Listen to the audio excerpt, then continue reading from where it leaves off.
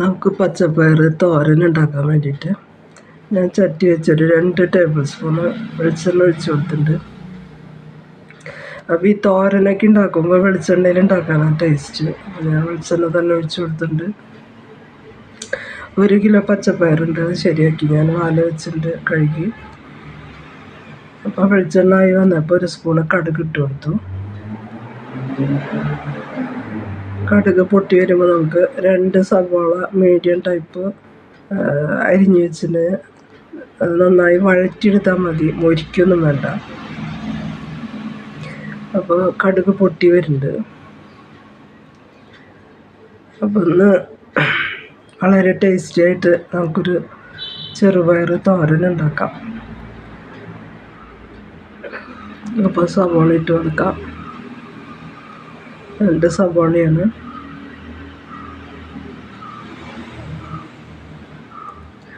ഒരു 3 പച്ചമുളക് ഞാൻ നടുവേ കീറിയതിട്ടുണ്ട്.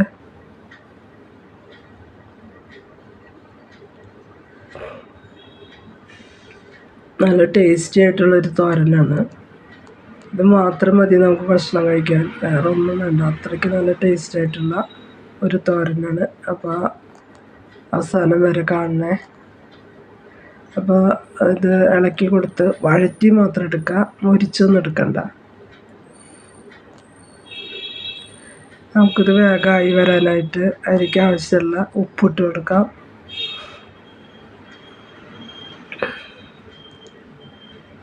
കറിയിലേക്ക് ആവശ്യമുള്ള ഉപ്പിട്ട് കൊടുത്തിട്ടുണ്ട്. പിന്നെ ഇനി ആവശ്യമുണ്ടെങ്കിൽ നമുക്ക് അവസാനം ഇട്ട് കൊടുക്കാം. അപ്പോൾ സബോള വേഗമായി വന്നോളൂ. നമുക്കിനി കുറച്ച് വേപ്പില ഇട്ട് കൊടുക്കാം. അപ്പോൾ ഞാൻ കുറച്ച് അധികം തന്നെ വേപ്പില ഇട്ടിട്ടുണ്ട്. അതൊക്കെ കറിക്ക് ടേസ്റ്റ് കൂട്ടാൻ വളരെ നല്ലതാണ്. നല്ല കറി, നല്ല ഫ്രഷായിട്ടുള്ള വേപ്പില കുറച്ച് ഇട്ടിട്ടുണ്ട്.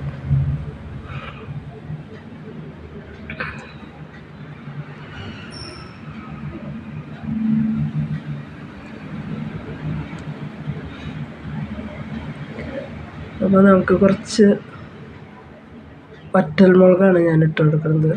നമ്മൾ ചതച്ചത് 1 സ്പൂണുണ്ട്, ചെറിയ, അത്ര വലിയ സ്പൂണല്ല കേട്ടോ, ഒരു ചെറിയ സ്പൂണ്. കളറൊന്നും ചേഞ്ച് ചെയ്യാണ്ട്, കുറേ മുളകിൻ്റെ ഇതില്ലാതെ നമുക്ക് വറ്റൽമുളക് ചതച്ചതാവുമ്പോൾ കറിക്ക് ആ പച്ച കളറൊന്നും പോവാതെ നമുക്ക് കിട്ടും. അപ്പോൾ അതായി വന്നപ്പോൾ ഞാൻ നമ്മുടെ പയറിട്ട് കൊടുത്തിട്ടുണ്ട്, പച്ചപ്പയർ. ആവിയിൽ വെള്ളമൊഴിക്കാതെ വേവിച്ചെടുക്കണം. അപ്പോൾ ഇടനേരത്തൊക്കെ നമുക്കൊന്ന് ഇളക്കി കൊടുത്ത് വെള്ളമൊക്കെ കറി അടിപിടിക്കുന്നതൊക്കെ നോക്കണം. ഒരു മീഡിയം ഫ്ലെയിമിൽ വെച്ചിട്ട് നമുക്ക് ഇത് വേവിച്ചെടുക്കാം. പിന്നെ അത് വാല വെച്ചതാണ്, എന്നാൽ അതിൽ വെള്ളമൊക്കെ ഉണ്ടാവും കുറച്ചൊക്കെ. അരിപ്പയിൽ ഞാൻ ഇട്ട് വെച്ചതാണ് കഴുകിയിട്ട്. നമ്മൾ മൂടി വെച്ച് വേവിക്കുമ്പോൾ അതിലത്തെ ആവിയിലെ വെള്ളവും ഒക്കെ ആയിട്ട് അത്രയും ഇതിലുള്ളൂ. ഇതിലത്തെ ഒന്നും നഷ്ടപ്പെടാതെ, ഘടകങ്ങളൊന്നും നഷ്ടപ്പെടാതെ നമുക്ക് കിട്ടണമെങ്കിൽ നമ്മൾ ആവിയിൽ വേവിക്കണം. ഇങ്ങനത്തെ അതൊക്കെ ആവിയിൽ വേവിക്കണം.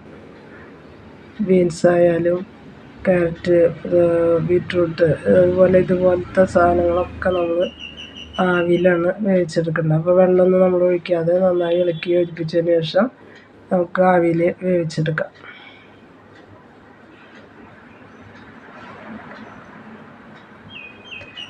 ഇടനേരത്തൊക്കെ ഒന്ന് ഇളക്കി കൊടുക്കണം. അപ്പോൾ ഞാൻ അങ്ങനെ വേവിച്ചെടുത്ത പയറാണ്. ഇടനേരത്തൊക്കെ ഒന്ന് ഇളക്കി കൊടുത്ത് ഉപ്പൊക്കെ നോക്കിയപ്പോൾ പാകമാണ്. പിന്നെ ഇനിയിപ്പോൾ നമുക്ക് ഇതിലിട്ട് കൊടുക്കുന്നത് നാളികേരമാണ്. ഒരു ചെറിയ നാളികേരത്തിൻ്റെ പകുതി മുറി ഞാൻ ഇട്ട് കൊടുക്കുന്നുണ്ട് ഇതിൽ.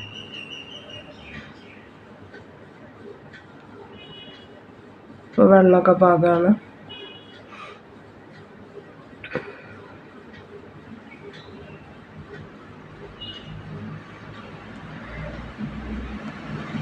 ഇനിയിപ്പോൾ നമ്മൾ അടച്ച് വെച്ച് വേവിക്കൊന്നും വേണ്ട. അത് ഇളക്കി യോജിപ്പിച്ച് ഒരു 2 മിനിറ്റ് ഇളക്കി കൊടുത്താൽ നമുക്ക് കറി റെഡിയായി വരും.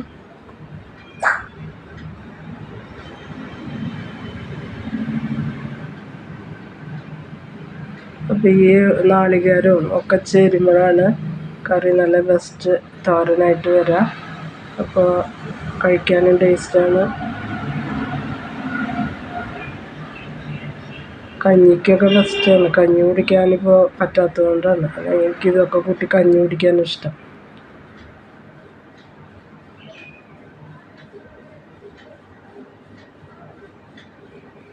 അപ്പോൾ